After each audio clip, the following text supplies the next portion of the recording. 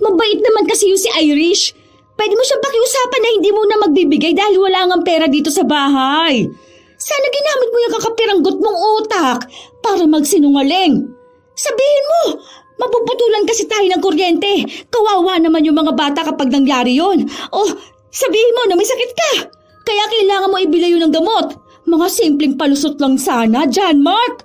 Kaso dahil kakapiranggot lang yung utak mo, hindi mo mapag-isipan. Sa ating dalawa halata na hindi ako may kakapiranggot na utak. Alam mo naman dapat ang obligasyon nyo sa paluwagan nyo. Ginamit mo ang pera, natural kailangan mong ibalik. Hindi yun libre, Herlin. Yung inabono ni Irish galing sa sarili niyang pera. Sabi niya nga para pa sa anak niya. Alam mo naman na siya lang mag-isang nagtataguyod sa anak niya. Tapos yung nanay pa niya may sakit. Kargo niya rin yun.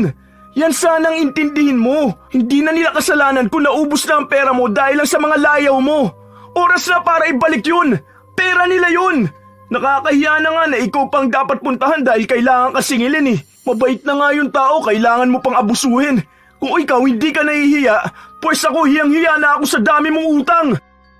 May mga tao na nagiging gahaman pagdating sa pera. Kaya sa oras na magkamali sila, ay sila pa mismo ang gagawa ng paraan para mapabagsak ang iba. Katulad na lamang ni Herlin na kahit siya na ang may atraso, siya pa ang makakaisip na gawa ng masama ang kapwa. Ngunit ang bawat desisyon may malaking kapalit. Kung anong ginawa mo sa iba, siyang babalik ng mas higit pa. Ano na naman ba yung naiisip mo? Ang dami na nga nating utang, gusto mo pang dagdagan. Ito na nga yung sagot para mabayaran natin ang mga utang natin. Tapal utang na naman? Sa ginagawa mo talagang hindi tayo makakaalis sa mga utang na yan eh. Basta, maniwala ka lang sa akin. Kapag nakasahod ako sa paluwagan, nasa 80K din yun ano? O, bayad na lahat ng utang natin tapos may sobra pa. Pwede na natin gamitin yung sobra para bumili ng mga gamit o kumain sa labas. Saan ka naman kukuha ng panghulog mo monthly ha? Ang laki niyan oh. Tingin mo ba kaya nating hulugan yan palagi? Alam mo naman ang trabaho ko. Kapag natapos namin ng maayos yung kusina ni na Fernan, wala na naman akong trabaho. Hahanap na naman ng mapapasukan. Kaya nga ayaw ko nangungutang ka, di ba? Kasi ang hirap makabayad. Tingnan mo ngayon, palagi na lang may nagpupunta rito sa bahay. May weekly na hulugan ka pa sa loan mo. Paano naman kasi na hindi ako uutang o maglo-loan? Kulang na kulang tayo sa budget. 3 ang anak natin nag-aaral, John Mark. Kaya naman talaga ang budget kung sana natitipid lang natin. Kaso maluho ka rin. Kahit hindi naman natin kailangan, gusto mong bilhin. Nitong nakaraan lang nag-loan ka sa one hand. Ginamit mo pa yung tindahan ni Tikay para sabihin na yun ang negosyo mo. Tapos yung pera na nakuha mo, pinambili mo lang ng speaker. Ang mahal niyan, 3,000. Ano namang gagawin mo dyan sa speaker na yan? Meron naman yan sa Shopee na tig 150 lang ah. Maganda yan. Malakas din kapag magpapatugtog. Ganyan yung binili ni paring Bart. Yung sinasabi mo naman na tig 150, tayo lang makakarinig dito sa bahay, no? Yan ang hirap sa'yo eh, nakikipagpaligsahan ka palagi. Yung mga yun may mga pera kaya nagsasayang sa mga walang kwentang bagay. Tayo wala naman. Kahit na anong sabihin ni John Mark sa kanyang misis, pinagpapatuloy pa rin ito ang paglapit sa kaibigan niya para sa paluwagan na kanyang sasalihan. Inasikaso na muna ni Herlin ang kanyang mga anak. Nang makapasok na sa paaralan ng mga bata, saka siya nagtungo sa bahay ni na Irish. May iilan pa siyang nakakasalubong na pinagkakautangan niya, pero puro lang din pangako ang sinasabi niya sa mga ito. Kahit na halos lahat na ng mga kapitbahay niya ay meron siyang mga utang, hindi siya nahihiyang ibalandra ang kanyang mukha dahil ang kanyang katwiran, balang araw ay mababayaran niya rin naman ang mga utang niya, kaya bakit pa siya yuyuko o magtatago sa kanila? Nang makarating siya sa bahay ng kaibigan, sakto nakalalabas lang din ng 2 tao na naghulog ng kanilang utang. Kilala si Irish sa lugar nila bilang nagpapahulugan ng mga gamit at isa na rin sa responsableng namamahala ng paluwagan. 7K monthly ang hulog, no? Oo ate, tapos ang available slot na lang ay 7 at 9. Ang layo naman yan. Ako na lang kaya ang mauna. Ay, Yan ang hindi pwede, ate. Kasi si Jennifer ang mauunang sasahod eh. Yun na ang napag-usapan namin kasi siya talaga yung suki ng paluwagan. Ako naman first time ko lang, kaya dapat akong mauuna, di ba? Good payer kasi yun, ate. Kahit sa mga pahulugan naming cellphone, talagang nagbabayad siya kung kailan talaga ang hulugan. Minsan nga mas maaga pa. Ni hindi yun nalilate. Ikaw kasi, ate, first time mo kaya hindi ko alam kung talagang makakabayad ka. Ito naman parang ano nga akala mo sa akin hindi marunong sa mga ganyang hulugan? Yung sa one hand ko nga ngayon, walang palya, ni hindi rin ako na late ha? Yun lang talagang dalawa ang pwede mong pagpilian. 7 o 9. Depende na lang kung aalis ang iba na nasa taas para magpalipat. Be, sige na. Alam mo, kailangan talaga ng pamilya namin ng pera na yan eh. May paggagamitan kasi ako. Kahit siguro na pangalawa na lang akong sasahod. Huwag naman yung pang 7 or 9. Ang tagal nun eh. Magiging responsable naman ako sa pagbabayad. Gagamitin ko kasi yung pera sa pangnegosyo ko. May nakausap na akong supplier ng bigas eh. Kaya gagamitin ko lang panimulayan. Sige na, be. Kung alam mo lang kung gaano yan magiging malaking tulong sa akin. Tatry ko, ate, ha? Hindi ko alam kung sinong mapapakiusapan ko sa kanila. Chat na lang kita pero a-add na rin kita sa GC. Tapos kung sakali man na walang papayag, ikaw na lang ang magdesisyon kung kukunin mo pa ba yung 7 or 9. Sana, be. Magawan mo ng paraan, ha? Salamat talaga. Mabait si Irish kaya madali itong mapakiusapan. Kaya alam ni Herlin na gagawan yon ng paraan ng dalaga. Ilang araw na ang nakalipas ay wala pa ring nakukuhang mensahe si Herlin. Kaya ang ginawa niya ay bumalik siya sa bahay ni Irish para pakiusapan ito. Be, anong araw na ngayon oh? Wala pa bang balita dyan? Ano bang sabi nung nakausap mo? Magugulo kasi ang list kapag isisingit ka, ate. Pero ganito na lang, gagawa ako ng bagong grupo at doon kita isasali. Mauna ba ako dyan, ha? Baka mamaya nasa last na naman ako. Dahil ba bago lang ako kaya ganito? Para namang hindi tayo naging magkaibigan noon, ha? Susubukan ko na pang una ka. Kaso baka hindi na 80k eh. Kasi baka wala kang ibang makasabay o kaya matagalan tayong makapuno ng members. Siguro mga 50k. Hindi ba pwede yun? Na kahit ako na lang mag-80k kung sakali man na hindi nila kaya? Kasi ako kaya ko naman. Titingnan ko, ate, ha? Or kung sakali na 50k lang, pahulugan mo na lang ako ng dagdag na 30k? Tapos monthly ko rin ibibigay sa'yo. Ano sa tingin mo? Pwede naman yan. Basta makakuha din ako ng budget dun sa iba kong pinapahulugan. Basta, ate, ha? Huwag mo naman ako ipahiya sa ganito. Lalo na ikaw ang papaunahin ko. Ang daming aasa sa susunod mong hulog. Oo naman, ano ka ba naman? Ano ba kasing akala mo sa akin tatakbuhan ng utang ko? Kahit magtanong ka dun sa amin, may mga pinagkakautangan ako pero hinaharap ko naman sila. At kapag may pera ako, talagang binabayaran ko. Siguro kaya ka lang natatakot kasi may mga naririnig kang chismis tungkol sa akin, no? Wala naman, te. Pero kasi naalala ko lang nung magkatrabaho tayo. May paluwagan din nun na tag 500 lang kada sahod. Kaso minsan hindi ka nakakapagbigay. Hoy, anong hindi? Baka kamo iniipit ng admin natin. Hindi ako ang may mali doon, ano? Nagbibigay ako sa kanya. Tapos malalaman ko na hindi pala niya hinuhulog. Tapos ako pa magbumukhang masama. Ay, sige na pala, uuwi na ako. Leave na ako dun sa isang GC tapos add mo ako dun sa bago, ha. Salamat ulit, ha. Halata sa mukha ni Herlin ang tuwa habang pauwi siya. Pag-uwi niya ay nagpatugtog din siya na para bang meron talaga siyang dapat na ipagdiwang. Nak, punta ka nga sa tindahan tapos utang ka ng Coke. 2 yung malaki, ha. Sabihin mo babayaran ko rin yun kasama yung iba ko pang utang. Bilisan mo na. Paluto na tong pansit. Saka pauwi na rin ang papa nyo. Noong una ay ayaw sumunod ng kanyang anak.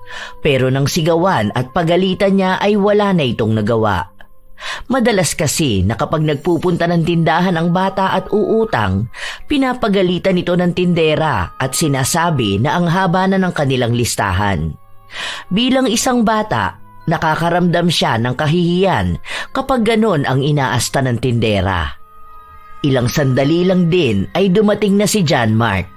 Kasunod niya rin ang bata na walang dalang kahit na ano galing sa tindahan. Oh, nasaan na ang Coke?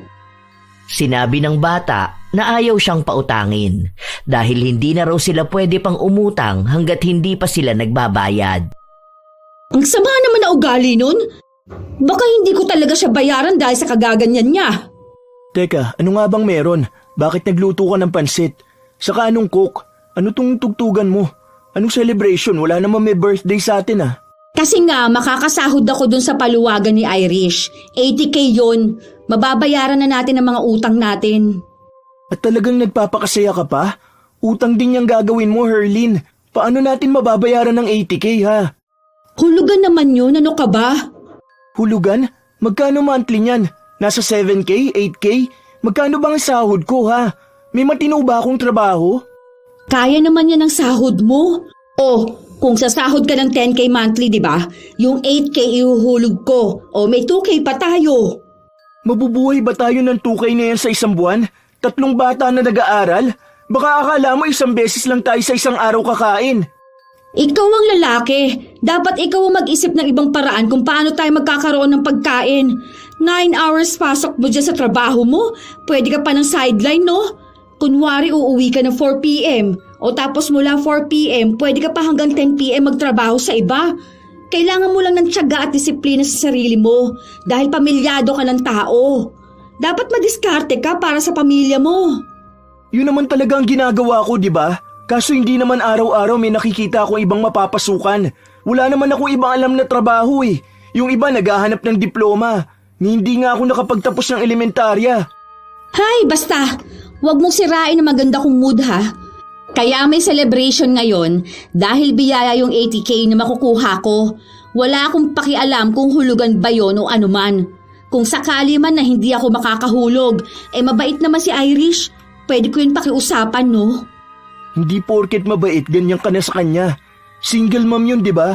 Ibig sabihin, kakailanganin din niya yung ibibigay niya sa'yo. Kasi kung hindi mo yan babayaran, siya nang sasalo niyan. Maawa ka rin naman sa tao. Huwag mo na ituloy yan. Unti-unti naman ang nababayaran ng utang natin eh. Huwag mo na lang dagdagan kakatapal. Mayaman yun. Hindi naman niya nagpapahulugan kung wala siyang pera. Isa pa, nagsusustento naman ng tatay ng bata. Tapos sa dating asawa niya rin galing yung pangpuhunan niya dyan sa mga pinapahulugan niya. May isa pa siyang negosyo eh, yung mga pinapa-order niyang puto. Oh, di ba? Hindi siya mawawala ng pera. Pero pinaghihirapan naman niya lahat ng nakukuha niya ngayon. Basta wag mo nang kukunin yun at baka lalo lang tayo mabaon sa utang. Ay naku, baka hanggang paglaki ng mga anak natin sila pa magbayad sa mga yun. Kawawa naman sila. Wag mo na lang akong kontrahin. Alam mong malas siya mga negative na pag-iisip eh. Basta kaya natin. Tara na, kumain na tayo. May pera ka pa ba dyan? Bigyan mo anak mo, pabili ka ng Coke. Ilang beses pang kinausap ni John Mark ang kanyang asawa para lang wag nang ituloy ang binabalak nitong gawin. Pero dahil nakapagdesisyon naman na si Herlin, hindi na niya ito napigilan pa. Sa paglipas ng mga araw, dahil inaasahan ni Herlin na may makukuha siyang pera, ay ipinagpatuloy niya pa rin ang pangungutang. Hanggang sa sumapit na ang araw na pinakahihintay niya. Maaga pa lang ay naroon na siya sa labas ng bahay ni Irish. Sorry, te. Kanina ka pa ba dyan? Ang sabi ko naman sa'yo after lunch. Anong oras pa lang? Oo, kanina pa nga ako tawag ng tawag sa'yo. Excited na kasi ako eh. Pasensya ka na ha, kagigising mo pa lang yata. Madalas kasi na 10 a.m. ako nagigising kasi inaabot ako ng madaling araw sa mga ginagawa ko. Ang hirap ba magbilang ng pera? Hindi naman pera ang binibilang ko, ate. Inililista ko lang yung mga nakakahulog. Tapos update ko sa kanila, saka sa mga sasahod ng paluwagan. Tapos yung sa business ko pa, mga pa-order. Upo ka na lang muna dyan, te. Nagkape ka na ba? Oo, kanina sa bahay. Kumain na rin ako. Kasi nag-asikaso ako sa mga anak ko papasok sa school, di ba? Sige na, magkape ka na lang muna. Okay lang naman maghintay ako rito. Timpla lang ako ng kape ha, tapos kukunin ko na yung pera. Malawak ang ngiti ni Herlin habang iniisip na niya sa kanyang sarili na makakahawak na siya ng malaking halaga ng pera. Sa katunayan, yun lang ang unang beses na makakahawak siya ng ganoong halaga. Binibilang na niya kung sino ba ang mga babayaran niya at ano ang pwede niyang mabili. Nang ilabas ni Irish ang lagayan ng pera, halos lumuwa na ang mga mata ni Herlin. O ayan te, 80K yan. Pabilang na lang ako. Hindi na nag-aksaya pa ng oras si Herlin. Maingat niyang binilang ang pera na parabang ayaw niyang may makaligtaan siyang isa. Okay na be, saktong 80K to. Basta ang usapan natin ate ha, tuloy-tuloy ang hulog niyan. Oo naman, ako pa ba papalya? Kita mo nga ako ang unang naghulog, di ba? Basta ganun pa rin ang araw ng hulugan. Pwedeng mauuna ka pero wag naman late kasi kawawa naman yung susunod na sasahod kapag maghihintay pa siya. Sumang-ayon lang si Herlin at bawat salitang binibitawan niya ay talagang nakakasigurado na maghuhulog siya. Nang makauwi siya sa kanila, agad siyang nagkulong sa kwarto at inilista ang mga babayaran niyang utang. Bale, yung inutang kong panghulog ko, 3K to kay Marisa, 2K kay Tokayo, 3K kay Kuya Junjun. Tapos, magkano ba tong kay Susan at Ate Sol? Sino pa ba tong mga pinagkakautangan ko? Habang iniisa-isa ni Herlin ang bilang ng mga dapat niyang bayaran, panipis naman ng panipis ang perang kanyang hawak. Dahil sa nakikita niya, tila ba nagkakaroon siya ng panghihinayang na bayaran ang lahat ng pinagkakautangan. Ay, kalahati na lang pala muna ibabayad ko kay Balong. Mabait naman yun. Sino kaya rito pwedeng hindi ko muna bayaran? Sayang naman kasi ang pera kung ibibigay ko lang din lahat sa kanila Saka, may kasabihan na kapag may hawak ang pera, dapat uunahin mo muna ang sarili mo. Kaya, bibili ako ng blender mamaya. Nang maisip na ni Herlin kung sino-sino muna ang kanyang babayaran at kung magkano ang kanyang ibibigay, nagpunta na siya sa bahay ng mga ito. May mga nagrereklamo sa kanya dahil inabot na nga ng taon ang kanilang paghihintay, hindi pa rin naibigay ng buo ang bayad. Ito naman ang daming nirereklamo. Hindi ka nila magpasalamat, di ba? Buti nga nakabayad pa ako kahit nakalahati. Hayaan mo, kapag may pera na ulit ako, babayaran ko na ng buo. Lalagyan ko pa yan ng tubo. Sige na, kunin mo na yan. Ano, ayaw mo ba? Wala na lamang nagawa ang mga pinagkakautangan niya dahil kung tatanggi sila, mas lalo lang silang malulugi. Nang araw din na yun, sinundo ni Herlin ang kanyang mga anak para kumain sila sa labas. Nagtataka ang mga bata kung saan siya kumuha ng pera dahil noong nakaraan lang daw ay naririnig nila ang kanilang ama na problemado sa ibabayad sa kuryente. Natawa na lamang si Herlin sa sinabi ng kanyang mga anak at ipinaliwanag niya na hindi na po problemahin ng kanilang ama ang ipambabayad sa kuryente dahil nabayaran na niya ito. Pumili rin sila ng masasarap na pagkain at walang pakialam si Herlin kahit naabutin pa ng 1,000 ang babayaran niya. Pakiramdam niya kasi ay napakayaman niyang tao. Bago pa sila umuwi, bumili sila ng mga bagong damit ng mga bata. Binilhan niya rin ang kanyang asawa. Pag-uwi ni John Mark, nagulat siya sa nakita niyang mga plastik sa loob ng bahay. Anong meron? Saan galing yung mga yan? Binili ko, ano pa ba? Ay, oo nga pala. Kumain ka na muna. Gusto mo bang ipainit ko muna ang manok? Nasaan ang mga bata? Kumain na ba kayo? Saan naman galing ang perang pinambili mo sa mga to? Huwag mo sabihin sa akin na may nakita ka na namang bagong utangan. May loan ka na naman? Huwag ka nga diyang panay tanong. Para naman sa mga bata yan, oh. Tuwan-tuwa nga sila kanina nung binibili namin yan. Saka may damit ka dyan, pati na rin pants. Nung nakaraan naawa na ako sa'yo eh. Nagpapatahi ka sa akin ng butas mong pantalon. O ito, tingnan mo dali. Isukat mo pala para malaman ko kung kasya sa'yo. Para kapag hindi, ibabalik ko bukas. Kinuha mo pa rin talaga yung pera sa paluwagan ni Irish? Ano namang masama? Paluwagan yon. Ang ibig sabihin lang, hulugan. Nabayaran mo naman lahat ng pinagkakautangan natin. Nagbayad na ako, pero hindi naman lahat. Pero at least may hulog na ako sa kanila, di ba? Nabawasan na ang mga pinagkakautangan natin. Ano ba naman yan, Herlin? Ang sabi mo pag nakuha mo yun sa paluwagan, magbabayad ka na sa lahat. Kapag kasi ibinigay ko sa kanila yung mga utang natin, kaunti na lang matitira sa akin. Sayang naman no, paano na lang ang gagamitin natin sa bahay ha? Hindi sana kami nakalabas ng mga bata. Hindi sana sila naging masaya habang binibili yung mga gamit nila. Palibasa, ayaw mo kaming nagiging masaya eh. Gusto mo kaming maging malungkot. Gusto mo na damahin namin palagi na mahirap lang tayo. Hindi ko sinabi na huwag kayong maging masaya. Pero hindi naman yung masaya ngayon tapos sa susunod na araw puro na lang pagdurusa. Kasi wala na naman tayo ibang iisipin kung paano tayo makakabayad ng utang. Hay ewan ko sa'yo! Palibasa hanggang grade 5 ka lang kaya ganyang kakitid yung utak mo eh. Kaya hindi tumataas yung pangarap mo para sa amin ng mga anak mo dahil mababa lang ang pinag-aralan mo. Oo, alam ko naman na mababa lang ang pinag-aralan ko. Pero hindi totoo na wala akong pangarap para sa inyo ng mga anak natin. Kaya nga ginagawa ko ang lahat para mabigyan kayo ng maayos sa pagkain araw-araw, di ba? Kaya nga pinag-aaral ko ang mga bata dahil ayoko matulad sila sa akin. Pero labas na to sa mga pinaggagawa mong pagpasok sa mga kautangan na hindi naman natin kayang bayaran. Ang hinihiling ko lang naman sana, huwag kang umasta na kaya mo makipagsabayan sa mga kapitbahay nating may mga pinagkukunan ng pera. Hindi mo kasi naiintindihan.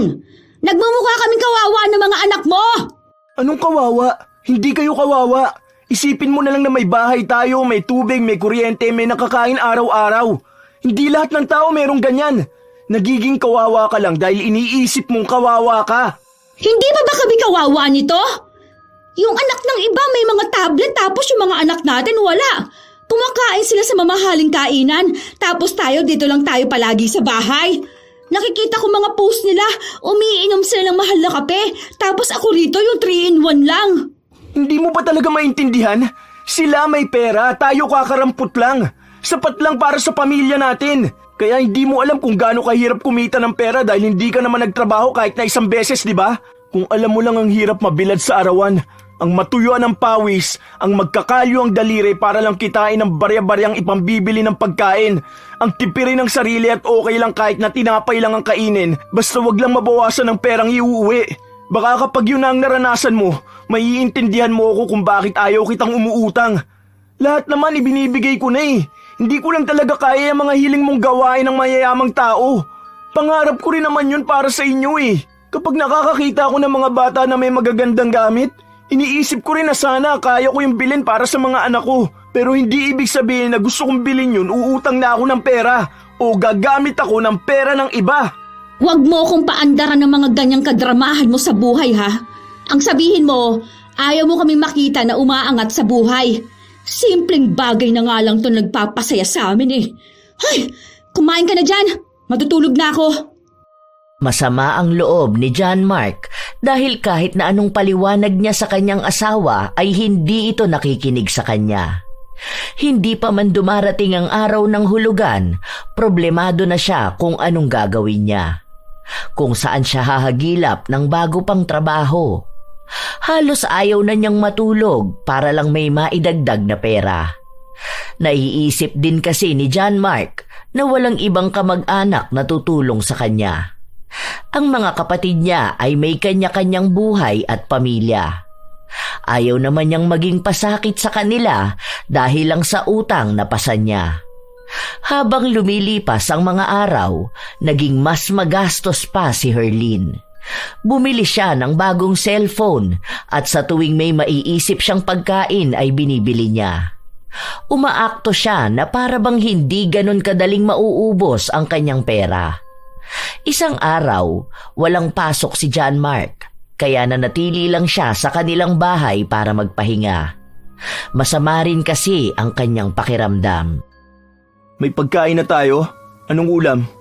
Mamaya na, parating na. Ha? Ulam ang tinatanong ko. Anong parating na? Nag-order nga ako ng ulam. Tinatamad ako magluto. Gumastos ka na naman. Sana sinabi mo na lang sa akin para ako na nagluto. Hindi na, okay na yun. Nasa 900 lang naman yun. 900? Sa ulam lang? Lechon manok naman yun. 2 na. Para mas marami tayong makain. Huwag kang OA dyan. Ang mura lang yan. Mura para sa iyong 900? Alam mo bang sahod ko na yan sa 2 araw? Kung ibinili natin yan ng ulam tapos rekado, ang dami na yan. Gulay tapos sahog na karne. Ilang araw na budget na yan. Mura lang naman talaga eh. Namamahalan ka lang kasi wala kang pera. Isa pa, paminsan-minsan lang naman tayo kakain yan. Para saan ba yung pera na hawak ko? Di ba para ipambili? Isa pa, kakainin din naman natin yan. Ayaw mo yun? Ganado kakain ng mga bata. Hindi naman mapili ang mga anak natin. Ikaw lang ang nagpupumilit sa kanila na maging maarte. Aba, syempre naman gagawin ko talaga yan. Para at least, maramdaman naman nila ang buhay mayaman. Para iisipin nila na balang araw magiging ganon din sila. Ibig sabihin lang ng ginagawa ko, parang sineset ko sa utak nila na kapag yumaman sila, ganito ang buhay nila. Hindi mo alam yon, kasi wala ka namang pangarap sa buhay. Ang pangarap mo, makabili ng bagong martilyo. Hindi ganyan ang pangangaral sa mga bata. Matatalino ang mga anak natin. Maiintindihan nila kung anong buhay ang meron tayo. Kung nakikita nila na ganito tayo, ang ibig sabihin lang nun magsusumikap sila sa buhay para balang araw hindi sila mamumuhay ng ganito. Ako nga, wag mong pinapangaralan ha. Grade 5 ka lang. Ako umabot ng second year high school.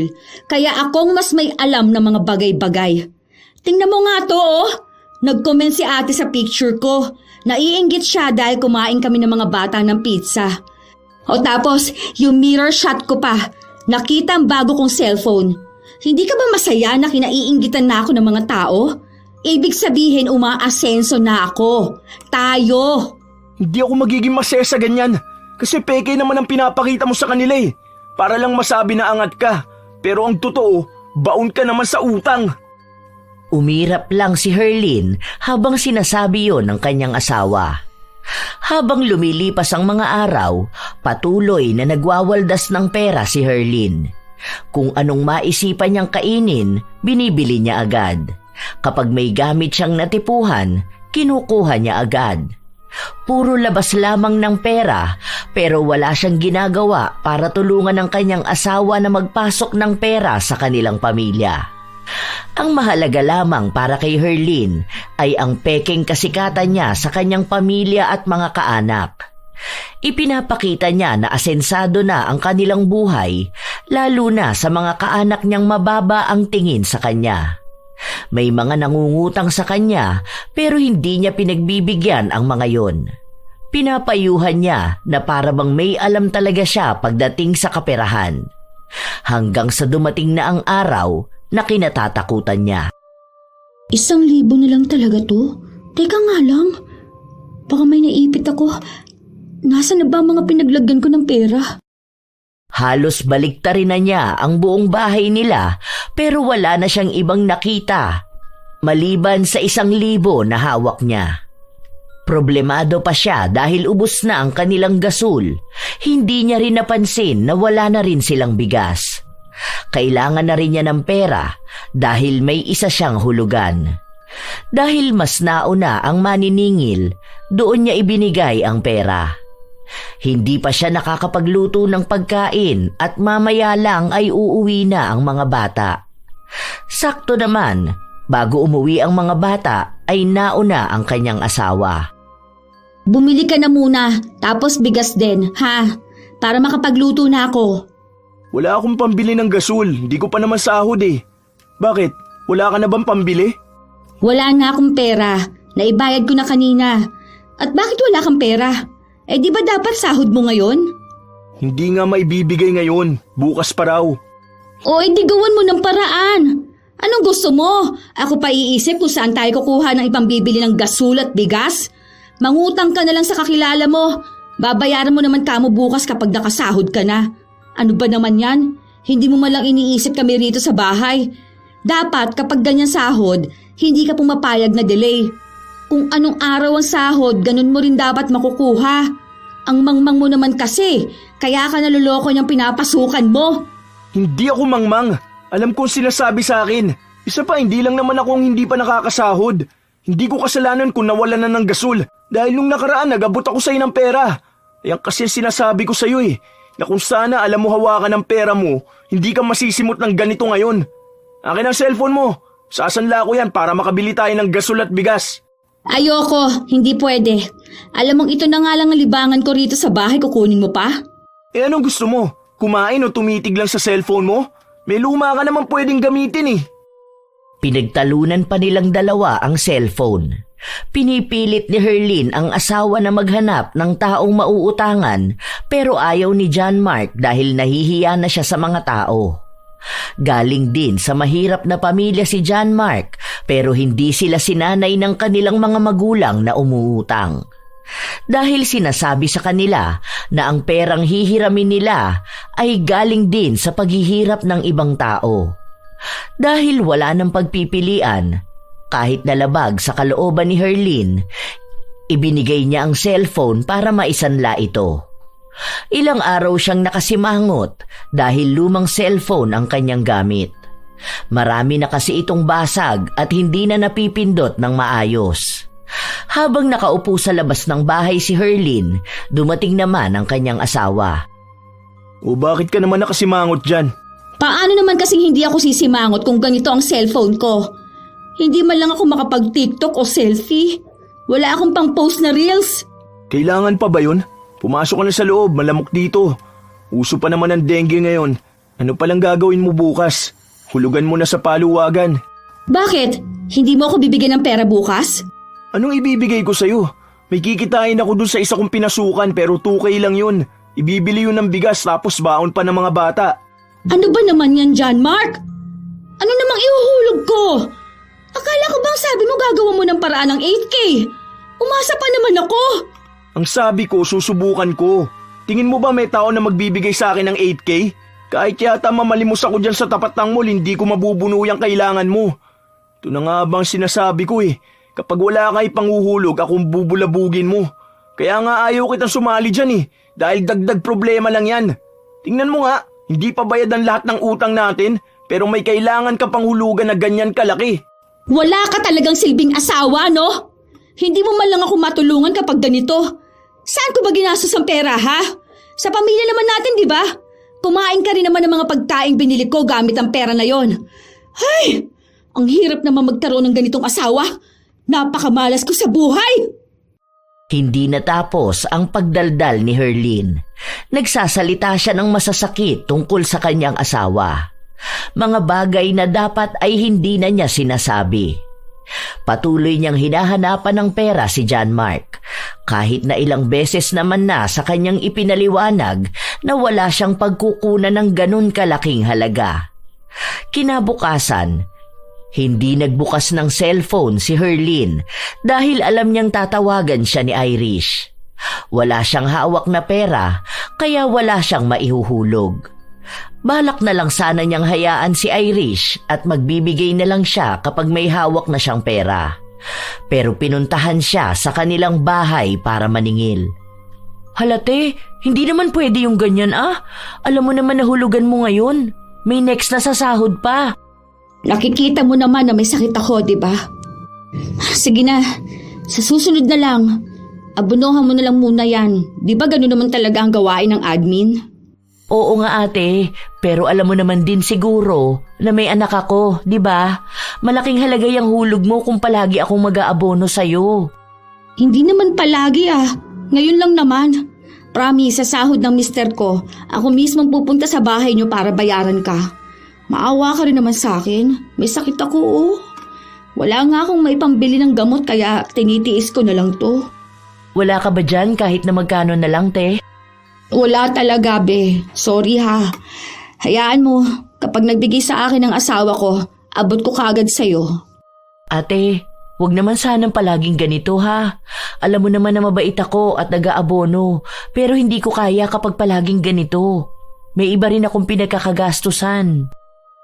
Ayaw ni Irish mamilit, lalo pat magaling magpanggap si Herlin na meron nga talaga siyang sakit.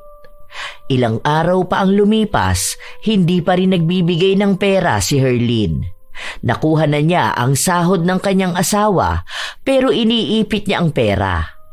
Isang araw, maaga pa lang ay nasa bahay na nila si Irish at dahil naroon si John Mark, siya na ang kumausap dito.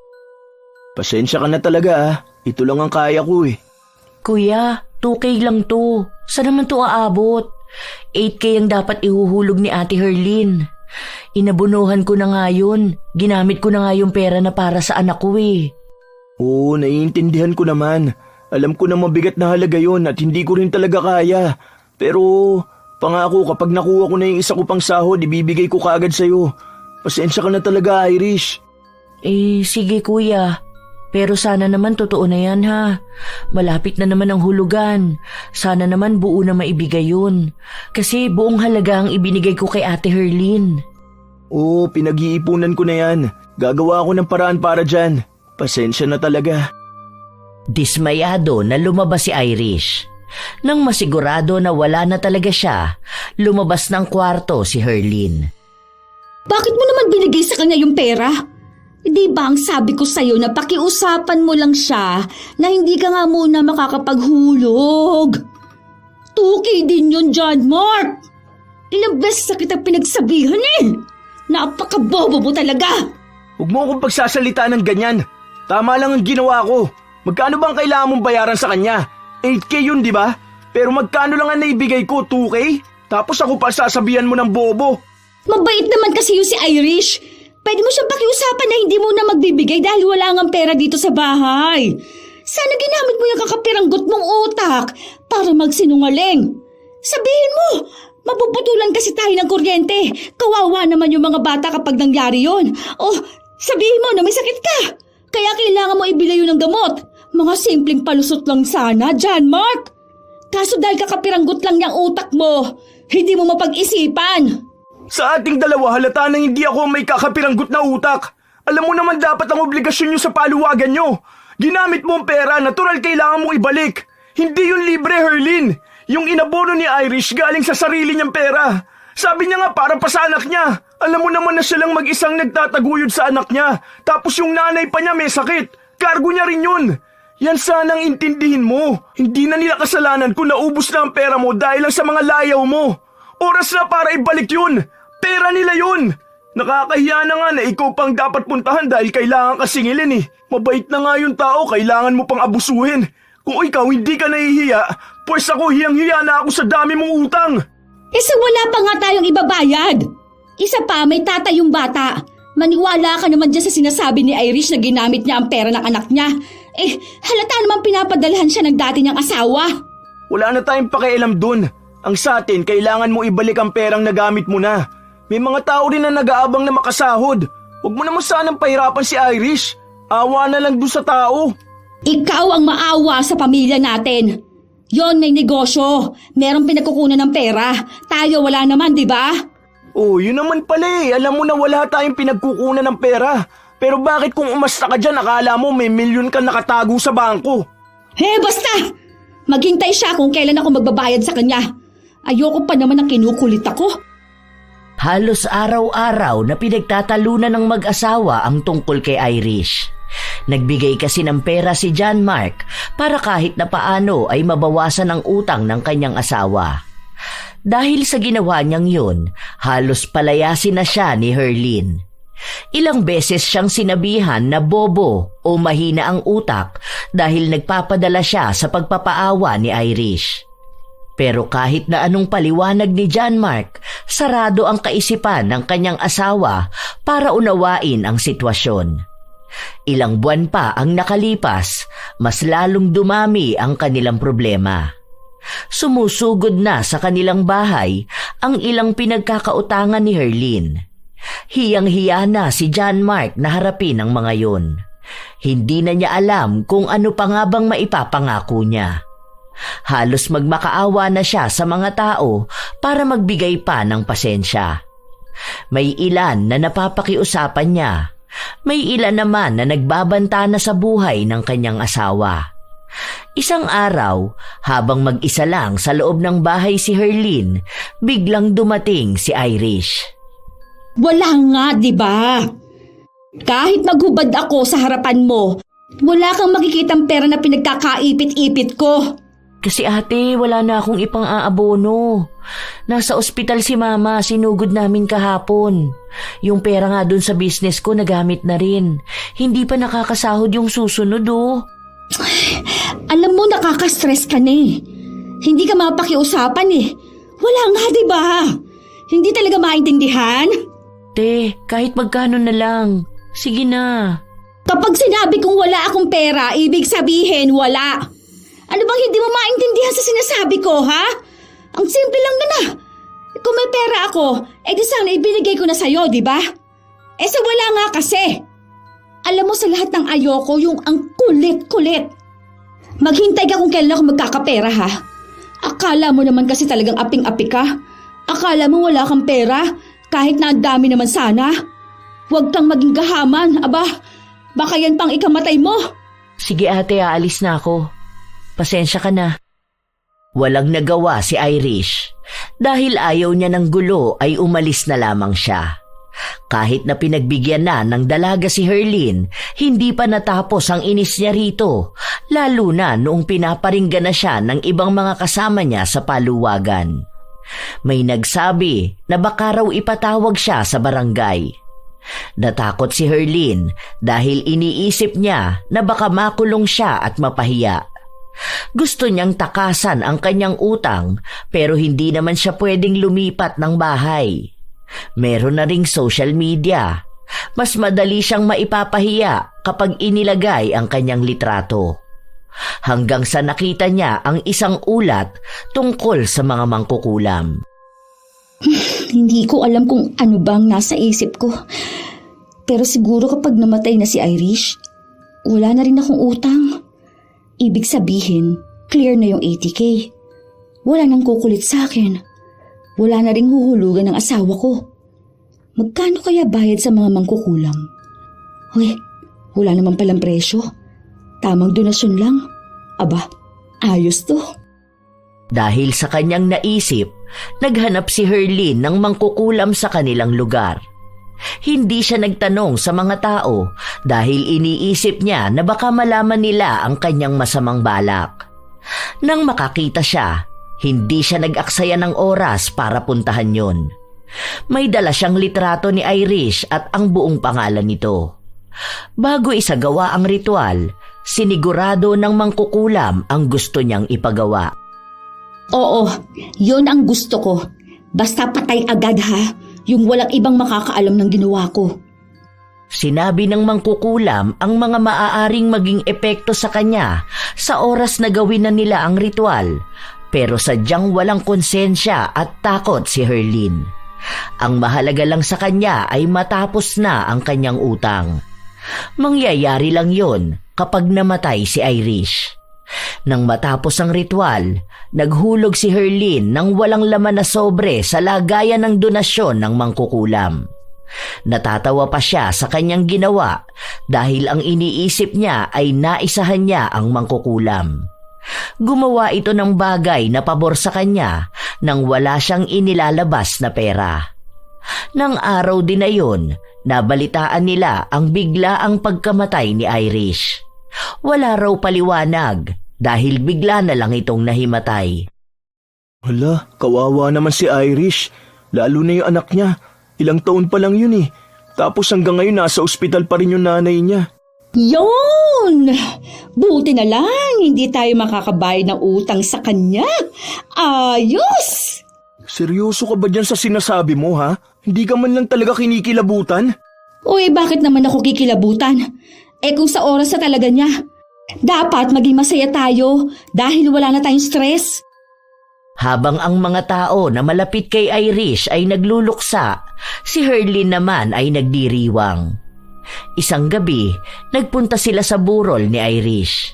Pinipilit ni Herlin na huwag ipakita ang kanyang saya at nagkunwari na nakikiramay siya sa pamilya nito. Nakita niya ang dating asawa ni Irish na nag-aasikaso sa burol. Kinausap yun ni Herlin, pero ang tanong niya ay para masigurado na wala na nga siyang babayaran na utang. Wala raw alam ang lalaki kung sino ang may mga utang kay Irish at dahil patay naman na raw ang babae, baka hindi na rin magbayad ang iba. Nagtagal pa ng kaunti sa burol si Herlin. Tinitignan niya ang mga nakikilamay hanggang sa napansin niya ang isang babae sa hindi kalayuan. Kamukha yun ni Irish. Yun ang unang beses na kinilabutan siya. Dahil nakatingin yon ng diretso sa kanya. Mal, nakikita mo ba yung babae na yun? Sino kaya yun? Saan dyan? Yung naka-blue? Hindi ko kilala yan. Wala naman akong gaanong kilala rito eh. Hindi yun. Ayun o. Yung babae na naka-white tapos parang may ruffle yung blouse. Para kasing kilala ko siya. Ha? Wala naman ah. Baka kurtina lang yan. Malabo na ba mata mo sa malayuan? Hindi na kumibo pa si Herlin. Iniisip niya na maaari ngang guni-guni niya lang yun. Pero yun pa lamang ang simula ng kanyang nakakikilabot na karanasan. Isang tanghali, habang makulimlim ang langit, nagpasya si Herlin na matulog. Ang araw na yon ang libing ni Irish pero hindi siya nagpunta. Habang natutulog siya, bigla siyang nagising dahil sa iyak na kanyang narinig. Mahina lang yun, pero nasa loob lang ng kanyang kwarto. Ang akala niya noong una, may batang umiiyak sa labas kaya sinita niya ito. Pero nagpatuloy lang na may umiiyak. Dahil sa inis niya, tumayo siya at nagpunta sa bintana. Pagsilip niya, walang katao-tao sa labas. Muli niyang narinig ang iyak pero sa likuran na niya nanggagaling. Kinakabahan na siya. Halos ayaw na niyang lumingon. Ilang sandali pa, napasigaw siya nang bumukas ang pinto ng kwarto. Uy, ano ba nangyayari sa'yo? Nakakagulat ka naman. Bakit kailangan mo pa sumigaw? Hindi, wala. Nagulat lang din ako. Ang aga mo naman atang umuwi. Akala ko mamayang gabi ka pa. Tapos na namin yung trabaho.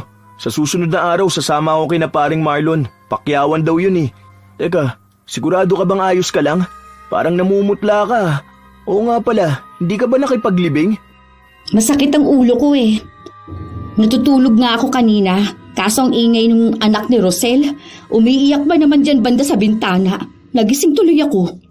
Wala naman sila dyan kahapon pa. Nasa Pangasinan sila. Ewan ko, baka 3 araw yata sila dun. Nung paalis kasi sila, nasa lubong ko. Kaya naitanong ko rin. O sige na, magpahinga ka na ulit.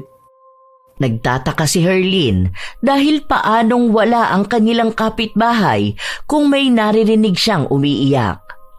Pero binaliwala na lamang niya yon. Hanggang sa lumipas ang mga araw, kahit na saan siya magpunta, may nakikita siyang tao na hindi niya kilala pero nakakatakot kung tumingin sa kanya.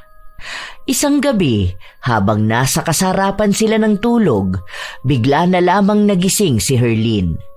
Hindi siya makagalaw. Nahihirapan siyang huminga.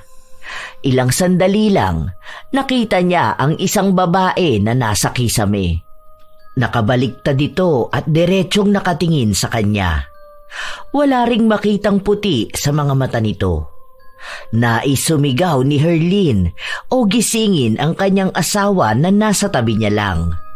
Ngunit wala siyang magawa dahil hindi siya makagalaw. Hanggang unti-unting bumababa papunta sa kanya ang babae.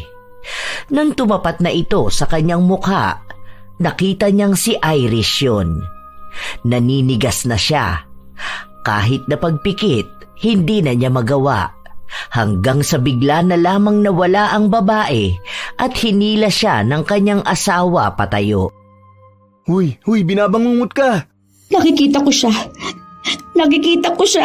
Kahit saan ako pumunta, lagi niya akong sinusundan. Nakikita mo sino? Si Irish. Siya yun. Parang hindi niya ako pinatatahimik. Palagi siyang nagpapakita sa akin. Kahit saan dito sa bahay, kahit sa labas. Nakasunod siya palagi sa akin. Kung ano-ano na naman yung pinagsasasabi mo. Bakit ka naman susundan ng kaluluwa ni Irish? Baka nakukonsensya ka lang dahil sa utang mo sa kanya. Kakaisip mo yan sa kanya kaya akala mo nakikita mo siya. Tigilan mo na yan. Nung buhay pa siya hindi ka makausap ng maayos. Tapos ngayon patay na siya kung ano-ano na namang ini-imagine mo. Hindi mo pa patahimikin yung kaluluwa ng tao. Kahit na anong sabihin ni Herlin, hindi siya pinaniniwalaan ng kanyang asawa. Hindi na nga siya tinitigilan ng kaluluwa na nakikita niya. Nagiging malaking epekto yon sa kanyang katinuan.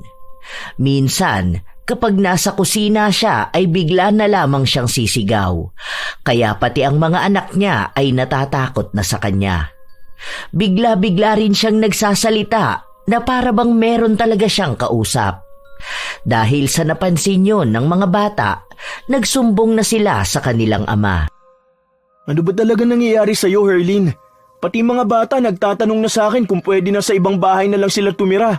Kasi bigla-bigla ka na lang daw sumisigaw. Hindi ko alam kung nababaliw ka na ba eh. Bakit ka naman mababaliw? Dahil sa stress? Ako pa nga ang stress dahil sa mga utang mo. Maayos naman ako mag-isip. Hindi ako nababaliw.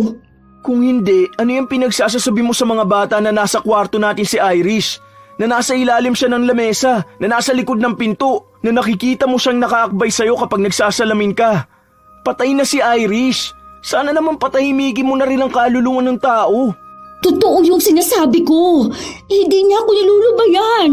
Nakikita ko siya kahit saan eh. Hindi siya umaalis kahit na anong gawin ko. Nasa isip mo lang yan. Di ko alam kung karma na ba yung maituturing eh. O talagang hinahabol ka ng kasalanan mo sa kanya. Kulang ka lang sa dasal eh. Kilalanin mo rin kasi ang Diyos. Hindi palaging pera na lang ang inaatupag mo. Kahit na anong gawin ni Herlin, hindi nawawala ang pagkita niya sa katauhan ni Irish mula sa mga kaluluwang pagala-gala sa kung saan-saan. Minsan pa, nakikita niya itong nakaupo sa kama nila o kaya ay nasa isang sulok.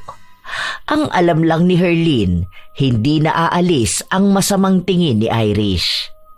Isang gabi, hindi makatulog si Herlin. Bukas ang ilaw dahil natatakot siya sa anong hatid ng dilim. Nakapikit siya, pinipilit ang sarili na dalawin ng antok. Hanggang sa dumilat siya, naaninag niya ulit ang mukha ni Irish na nakadungaw sa bintana.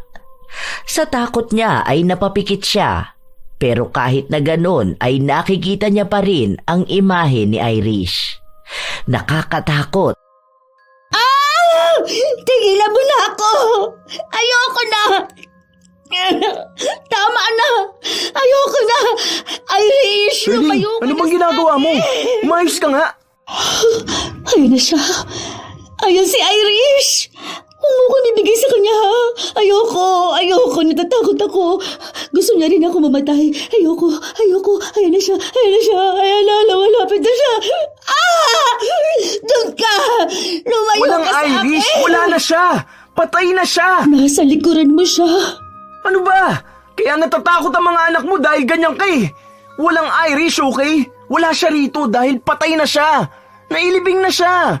Kaya kung dinadalaw kanyang konsensya mo dahil sa utang na hindi mo binayaran, utang na loob, wag mo nang idamay ang mga tao rito sa bahay. Pero nakikita ko siya. Tulungan mo naman ako. Ano bang maitutulong ko sa'yo?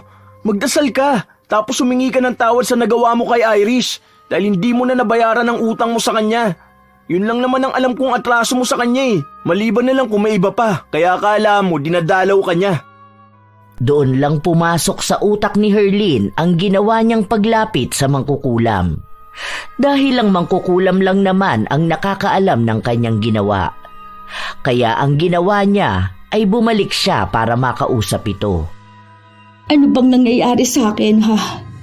Hindi mo naman sinabi na dadalawin ako ng babae na yon. Gawad mo ng ibang paraan. Natatakot na ako. Minsan binabangungot ako at nararamdaman ko may mabigat sa dibdib ko. Tapos makikita ko siya. Baka mamatay naman ako. Pati ang pamilya ko apektado na eh.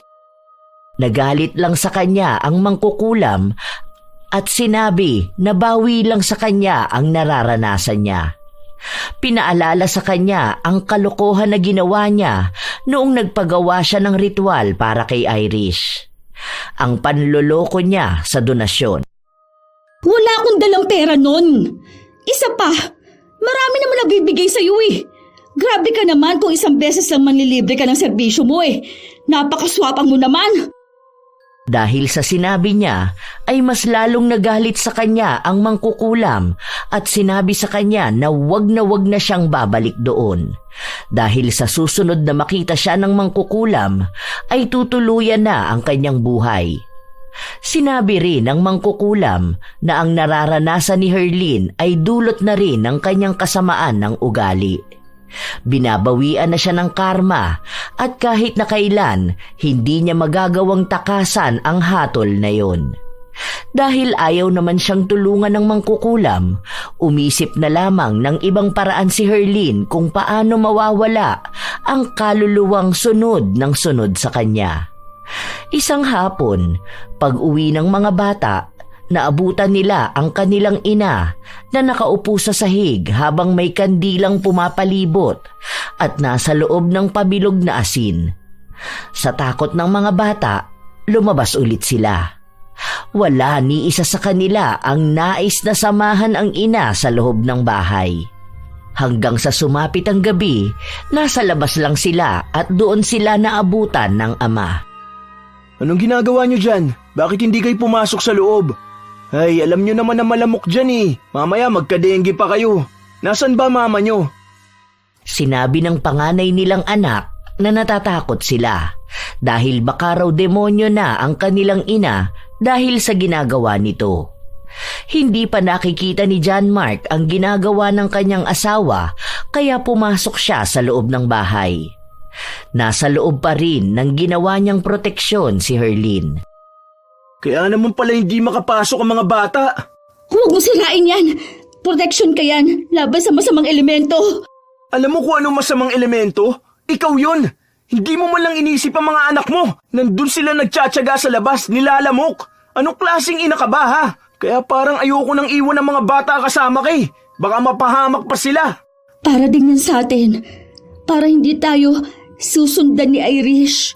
Wala ngang Irish! Meron! Sinabi sa akin naman kukulam na hindi ako titigilan ni Irish. Palagi siyang susunod sa akin. Gusto ko na magkaroon ng normal na buhay. Gusto ko na ulit maging masaya. Parang awa mo na. Tulungan mo naman ako. Mangkukulam? Anong pinagsasasabi mo? Yung mangkukulam na nilapitan ko para kulamin si Irish. Huwag mo sabihin sa akin kaya namatay si Irish dahil pinakulam mo siya. Oo.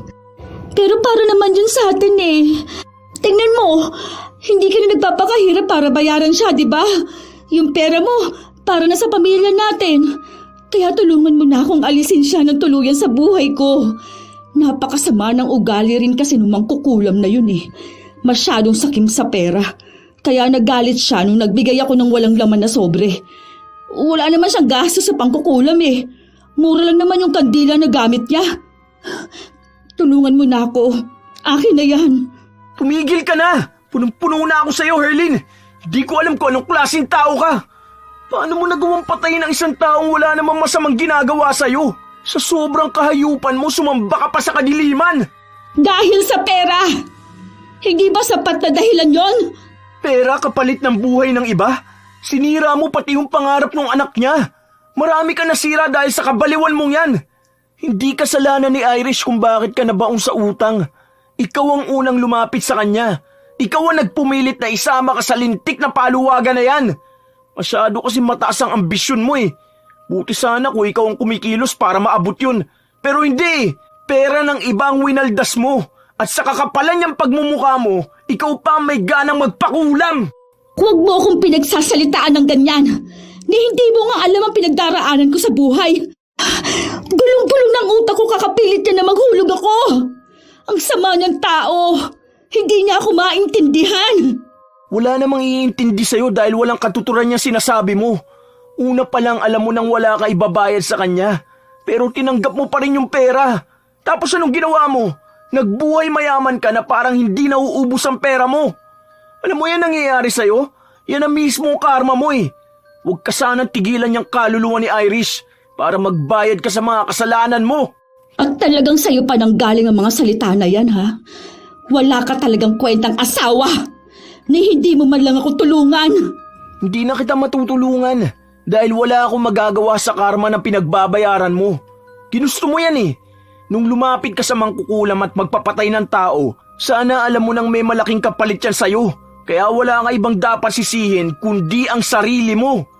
Wala akong kwentang asawa, pero may kwenta akong ama. Kaya hanggat may oras pa, isasalba ko ang mga anak ko sa demonyo nilang ina. Kahit na anong galit ni Herlin sa kanyang asawa, ayaw siyang tulungan. Lahat na lang ng mga kamalasang nangyayari sa kanya ay kay John Mark niya sinisisi. Kung nabigyan lang daw sana siya ng magandang buhay ni John Mark, hindi naman naaabot sa punto na sasali siya sa paluwagan kahit na wala siyang ipapambayad. Ibinalik sa kanya ni John Mark ang mga salita na yon at sinabi na sa kanilang magkakapatid, si Herlin lang daw ang may maayos sanang pamilya. Siya pa ang swerte dahil napapakain siya ng maayos habang ang mga kapatid niya ay gutom sa mga tamad nilang asawa. Hindi naman daw lumaki sa mayamang pamilya si Herlin kaya bakit niya inaasam na ititira siya ni John Mark sa mansyon. Isang araw, walang pasok si John Mark nang mapansin ni Herlin na nag-iempake ito ng damit ng mga bata. Anong gagawin mo dyan sa damit ng mga bata? Ililipat ko sa kabilang bahay. Kabilang bahay? Kaninong bahay? Kina kuya, doon ko muna dadali ng mga bata dahil naaawa ako sa kanila rito. Madalas na hinihintay muna nila akong dumating bago sila pumasok ng bahay. Puno na ng takot ang mga bata. Ayaw ko na yun ang kalakihan nila. Ilalayo mo sa akin ang mga anak ko? Tingin mo ba kaya mo pa maging nanay para sa kanila ha? Kahit nga ang sarili mo hindi mo maharap eh. Natatakot sila sa'yo, lalo kapag nagsasalita ka mag-isa o bigla kang sisigaw tapos sasabihin mo na may babaeng nakalambitin sa kisame. Tingin mo anong magiging reaksyon ng mga bata? Dahil totoo naman ang nakikita ko. May babaeng nakalambitin sa kisame. Minsan nakasilip sa bintana o nasa loob ng banyo. Totoo lahat yun. Nakikita ko. Totoo yun sa'yo bilang ikaw lang naman ang pinaparusahan. Hindi kami kasama sa karma mo. Kaya wag mo kami idamay sa anuman nangyayari sa'yo. May maganda pang kinabukasan ng mga bata. Anong gusto mo gawin sa akin? Iwan na akong mag-isa rito? Hindi pwede. Alam mo na nga ang nangyayari sa akin eh. Sasama ako sa inyo. Hindi ako lilipat. Ang mga bata lang. Napag-usapan na namin to ni kuya. Kinausap ko na rin ang mga anak natin. Hindi sana to mangyayari kung pinakinggan mo ako noon eh. Kaso wala na. Huli na ang lahat eh. Ang kailangan ko na lang isipin ngayon ang kapakanan ng mga bata. Ilalayo ko na sila sa'yo dahil hindi na rin mapipigilan ang paglala niya sakit mo sa utak. Wala na ring nagawa pa si Herlin sa pag-alis ng mga anak niya dahil mismong mga bata na ang nakiusap sa kanilang ama na lumipat na sila ng bahay. Naging matatakutin na rin kasi ang mga bata at kahit saan sila magpunta, pakiramdam nila ay sumusunod sa kanila ang sinasabi ng kanilang ina. Dahil madalas na si Herlin na lang ang naiiwang mag-isa sa loob ng bahay, mas dumalas na ang pagkita niya sa kaluluwa ni Irish. Wala naman itong ginagawa pero takot na takot siya sa tuwing nakatitig ito sa kanya. Minsan pa, nakita niya si Irish na nakatayo lang talaga sa gilid ng higaan nila, habang si John Mark ay masarap ang tulog. Dahil na rin sa nangyayari kay Herlin, naaapektuhan na ang kanyang kalusugan. Hindi na siya nagkakaroon ng maayos na tulog, hindi na rin siya gaanong makakain. Nangayayat siya ng sobra. Ayoko na. Tama na! Ayoko na, lumayan mo na ako. Patay ka naman na eh. Wag! Tulong! Tulungan niyo ako! Ah! Napatakip sa kanyang mukha si Herlin dahil hindi mawala sa kanyang utak ang imahe ni Irish. Mangilang beses niyang inuntog ang kanyang sarili sa pader. Patuloy niya yung ginagawa hanggang sa magdugo. Wala siyang pakialam kahit na nasasaktan na siya. Mabuti na lang ay dumating agad ang kanyang asawa para pigilan siya. Dinala siya sa ospital dahil sa pagdurugo ng kanyang ulo. Talagang nasisiraan ka na ng bait, no? Ayaw mo naman kasi maniwala sa akin. Ayoko na makita si Irish. Gusto ko na magkaroon ng maayos na buhay. Paano ka naman magkakaroon ng maayos na buhay kung inuusig ka na ng konsensya mo dahil sa ginawa mo kay Irish? Kumanap ka ng albularyo na magpapagaling sa akin. Sige na. Ewan ko kung may mahahanap ako. Sandali lang, bibili lang ako ng pagkain sa labas. Kanina pa ako nagugutom eh. Bumalik sa pagkakahiga si Herlin. Pinipilit niya ang sarili na italiwas ang kanyang iniisip para hindi niya maalala si Irish. Pero kahit na anong gawin niya, paulit-ulit lang na bumabalik sa kanya ang alaala ng ginawa niya. Habang nakahiga si Herlin, narinig niya ang ingay sa kabila. May nakaharang kasi sa pagitan nilang berdeng kurtina. Hindi niya alam kung sino ang pasyente na nasa kabila. Basta ang alam niya, may tao roon dahil maingay ang kama. Pwede bang wag mong likutin ang hinihigaan mo? Ang ingay! Ang sakit sa ulo! Walang sumagot, pero maingay pa rin. Sa inis ni Herlin, tumayo siya para hawiin ang kurtina.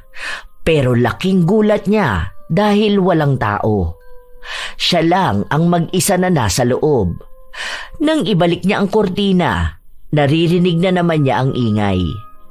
Nanginginig na siya sa takot, pero sinilip niya pa rin ang kabila. At doon niya nakita na may isang babaeng nakaputi. Niyuyugyug nito ang kama habang nakaupo siya. Pwede bang itigil mo yan? Utang na loob. Tumigil ang babae at doon unti-unting lumingon sa kanya. Mukha pa rin ni Irish ang nakikita niya. Napaatras si Herlin at bumalik sa kanyang kama. Muli na naman niyang narinig ang ingay ng kama sa kabila. Ayaw na niyang tingnan dahil alam na niyang hindi yun tao. Ano bang dapat kong gawin para tigilan mo na ako? Ayoko na. Hindi sumasagot ang babae. Hanggang sa palakas ng palakas ang ingay. Sumasabay pa ang pagsigaw ng babae na nakakabingi para kay Herlin. Ayoko na! Ano ba, Irish? Malayimig ka na! Sakto naman dumating ang kanyang asawa at pilit siyang pinapakalma. Pero nagsisisigaw pa rin siya at binabanggit ang pangalan ni Irish. Kaya napilitan na rin ang mga doktor na turukan siya ng pampakalma. Inabisuhan din si John Mark na ipatinginan niya ang kanyang asawa dahil maaaring may diferensya na ito sa pag-iisip. Noong una ay ayaw pa ni John Mark dahil mahal ang magiging bayad. Pero nang malaman niya na may programa ang gobyerno na pwede silang makakuha ng libreng konsultasyon, ay yun ang ginawa ni John Mark. Bakit mo ko dadalhin dito? Hindi ako baliw. Ang sabi ko sa'yo, samahan mo ko sa albularyo, di ba? Kailangan mo rin to. Baka tama nga sila. Kaya ka nagkakaganyan dahil sa nakukonsensya ka sa utang mo kay Irish.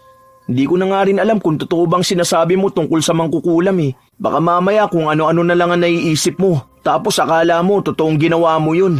Totoong nangyari yun. Hindi ako nababaliw. Kaya umalis na tayo rito. Ayoko rito. Baka mapagkamalan pa akong nababaliw. Muling nagwala si Herlin. Halos walang makapigil sa kanya. Nakakasakit din siya ng sino mang mahahawakan niya. Nagsisigaw siya at hindi nawawala ang sinasabi niyang naroon si Irish.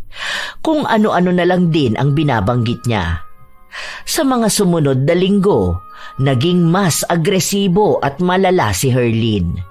Bibihira na lamang din siyang makausap ng maayos dahil mas madalas na sumisigaw lang siya. Hanggang nagpasya na rin si John Mark na dalhin siya sa mental hospital. Hindi nga ako nababaliw! Ano ba? Bitiwan niyo ako! John Mark! Hindi ako baliw! Pasensya ka na. Hindi ko na talaga alam ang gagawin ko sa'yo. Hindi ka na pwede maiwan mag-isa. Nung nakaraan lang may sinaktan kang tao. Dahil iniisip mo na siya si Irish at pinipilit kang isama sa kadiliman. Totoo yun! Hindi yun kabaliwan! Ayoko sumama sa kanila. Huwag mo akong ipasama sa kanila, ha? Mas maaalagaan ka nila dun. Hindi na kita kaya. At gusto ko na rin pagtuunan ng pansin ng mga anak natin. Pasensya ka na. Tumawag ka ng albularyo. Matutulungan niya ako. Sige na. Hindi ako lulubayan ni Irish. Andito siya ngayon, oh. Naghihintay lang kung saan kami pupunta. Huwag mo kong ibigay sa kanya. Hindi ako baliw. Si Irish ang may kasalanan nito. Hindi ako baliw. Paulit-ulit na sumisigaw si Herlin nang hindi siya baliw at isinisigaw ang pangalan ni Irish. Naririnig yon ng mga kapitbahay nila at naging tampulan na siya ng mga bali-balita. Ang sabi pa ng iba, tinamaan na siya ng karma dahil sa sama ng kanyang ugali at tama lang daw ang naging desisyon ng kanyang asawa. Dapat daw ay matagal na siyang iniwan ni John Mark. Kahit na nasa mental hospital na si Herlin, patuloy pa rin siyang dinadalaw ni Irish. Isang gabi, nakaramdam na naiihi si Herlin. Tumayo siya at nagpunta sa banyo. Habang umiihi siya, napansin niyang may babae na nakasilip sa ilalim ng pinto. Nakahiga ito at ang mga mata nito ay nakatitig lang sa kanya. Tigilan mo na ako, Irish! Tigilan mo na ako! Ayoko na! Tama na! Parang awa mo na! Hindi na tinigilan ng kaluluwa ni Irish si Herlin. Bibit-bitin niya ang kaparusahan na yon hanggang sa kanyang kamatayan. Simula nang lumapit si Herlin sa kadiliman, ang ibig lamang sabihin nun ay hindi na siya makakaalis kahit na kailan. Kahit na anong gawin niya, susundan at susundan siya ng kanyang konsensya, lalo pat wala namang masamang ginawa sa kanya ang taong pinapatay niya. Yun na ang kanyang parusa dahil na rin sa kasakiman niya sa pera. Habang siya ay nabubuhay, palagi niyang mararamdaman ang presensya ng dilim. Tunay talaga na may mga taong hindi kayang pigilan ang kanilang sarili na maging masama, lalo na kapag may kinalaman ito sa pera. Nagiging iresponsable. Hindi naman masamang maghangad ng material na bagay o gawain na tingin mo ay magpapasaya sa'yo. Pero dapat ay daanin mo sa paghihirap, hindi sa pangungutang o paggamit ng pera ng iba. Matapos mong magwaldas, saka mo gagawa ng masama ang taong tumulong lamang sa'yo? Kung magagastos mo man ang pera ng iba, naway maging responsabling ibalik ito ng maayos. Huwag sanang suklian ng kasamaan ang mabuting pakikitungo ng iba. Huwag abusuhin ang kabutihan ng kapwa, sapagkat ang bawat kilos ay may balik. Ang tunay na ginhawa at kasiyahan ay bunga ng pawis at sakripisyo, hindi ng panloloko o paglapit sa dilim. Katulad ni Herlin, inakala niyang madadaan sa ritual ang pagtapos ng kanyang problema. Pero siya rin naman pala ang magdurusa ng panghabang buhay. Maaaring naloko niya ang ibang tao, pero kailanman hindi niya matatakasan ng konsensya. Ito ay palaging bubulong at lalapit sa kanya upang ipaalala ang maling nagawa. Kailanman ay hindi makakatulong ang itim na kapangyarihan para makatakas. Isa itong bitag na kapag lumapit ka, hindi ka na kailanman makakatakas. Sa huli, ang kasakiman ay laging may kapalit. At madalas, ang kabayaran ay mas higit pa sa kaya mong pagbayaran. Nakakalungkot ang nangyari kay Irish dahil ikinapahamak niya pa ang kanyang kabutihan. Sadya talagang may mga tao na sumisira ng tiwala katulad ni Herlin. Kayo ba mga apo, Nakaranas na rin ba kayo ng maloko ng kasamahan ninyo sa mga paluwagan? Ano rin ang inyong opinyon sa ating bagong kwento ngayon? Ibahagi nyo naman at nais ko itong mabasa. Shout out sa ilan sa mga masusugid na tagapakinig ng mga istorya ni Lola Telang.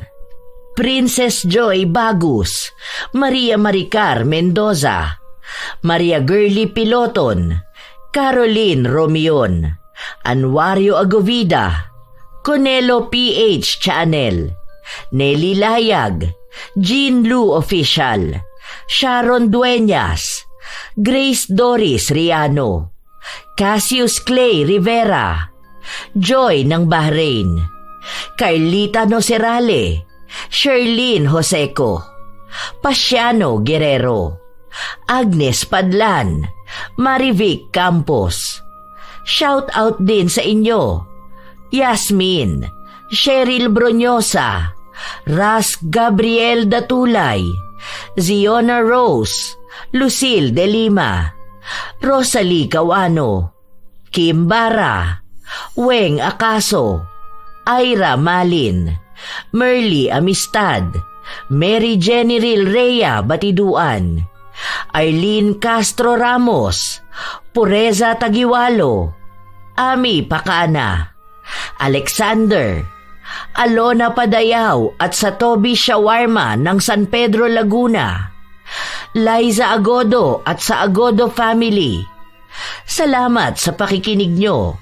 Svena Calvin at shoutout din kina Mang Jose, Siopaw, Adobo, Negra at Barok. Jodel Bernardo at sa RGI Fam, lalo na sa Packing Department. Lani Capile, Leonora Consensino, Like Queenie, Marco Nanes, sa kanilang boss na sina Kuya Rowel, Ate Myra at Myrel Jam ng Amira Boxes Handicrafts. Happy birthday kay RJ Florano ng Barangay Kabulusan, Jenna Nolasco, Joe Nanaman at sa Nanaman at Nunez family ng Iligan City, Bingbing Acevedo at sa Acevedo family, Neri Domingo, Gemma, Jackie Lu Palma, Abby Ruiz, Mod Bishari at Kaylin Labra, Angela Cancelier, Ian Rabasano at kay Moon and Chan ng Malaybalay Bukidnon, Norvia Cabanyero, Purificacion Fernandez Dulay, Jing Bueno. Mahal kayo ng Lola Telang, Catalea Soto at sa kanyang pamilya na nasa Basilan, Soto at Angkon family, TJ Malaki, Harjam Estoche, Jessica Marie Ramos, Cathy Alfonso, Jane Ruiz, Liana C., Annabel Mendoza, Beth, Nida Kiambao, Mamiliana Nalugon, Noemi Garcia Pabunan, Corazon Cacalda, Kopi Chow, Emma Dumato, AD Mako, Glory Lee Olivo, at happy birthday kay Sheren Solero Masagka. Shout out sa inyo, Flor de Lisa Galang, Lynn Caones, Judith Bisnar, Jerlyn Arbado, Kimberly Espanyola, Jaja Barakiel, Adela Lee, Zane Axel Ranada, Jeline Sapra, Ergen Blanza, kina JM Ecleo, Yumi at Mayfloor ng Dinagat Islands, Asodisen Serila, Jocelyn Balangkit at sa Loremas family, Bernadette Alegarbes, Celestina Sigua, Elma Arriba Madrigal. Kumusta kayo? Assorted Love Hurts KSA, Hana Maylin Sesgundo, Monet Taningko, Gloria Taer. Shout out sa Escarda family ng Team Manok, kina Boss Boyet, Madam Rose at Janine Escarda. Shout out din kina Jerry, Jimmy, Jera, Leonard, Munding, Mike Gian Fuentes, Arnold, Gloria, AJ at sa Taer family, Vincent, Angie, Yael, Wendy, Tantan, Weng at sa Armada family, Nelia Muñez, Badet Yap, Dara Constantino, Roxanne Gaudicos, Ana Bolante, Lynette Reparado, Irene Benavides, Joyce Rubino, Josie Aniban, Genevieve Kadapan. Shout out sa mga solid kong apo, Sydney Crosswind at sa kanyang anak na si Christine Lane Bandojo, Supladang Pasaway, Lovely Rose Roa at Princess Rain Roa Alawami, Kimpoy Feliciano, Hazel Fiesta, Marie the Lightworker, Gia Gigi, Francisco Neng at Jeremy Saranillo Francisco, Matt Sarol, Mel Santarita, Esteli Reyes at sa Reyes family ng Marikina City, AJ Chua, Vicky Yabut, Roy Lacandalo, Josefina Fuelias, Febe Rañada, Mike James Tapak, Will Maleses at advanced happy birthday sa kanyang mga anak na si Donna Leses sa September 28 at Shireen Leses sa September 30. Leonisa Cobo, Lurian Vitalicio, Jenny Suzuki, Raquel Hasegawa and to her husband Mitsuru, Maria Lee Nakagawa, Lynn Hasegawa, Elise Padilla, Lydia Lopez, Gemstone Claro, Lance MBB, Rosalina Bugayong, Ami Yong, Ami Bag, Angelina Ignacio, Ray Galedo at sa Galedo family ng Kabuyaw, Laguna, Roslyn Mangilin, Cherry May Libiran, Robert Crimen, Razon Yao, Mil Rose Demate, Jaime Constantino, Jennifer Makasinag at Alma Naong. Ito ang inyong Lola Telang at maraming salamat sa lagi niyong pagsubaybay at pakikinig mga apo.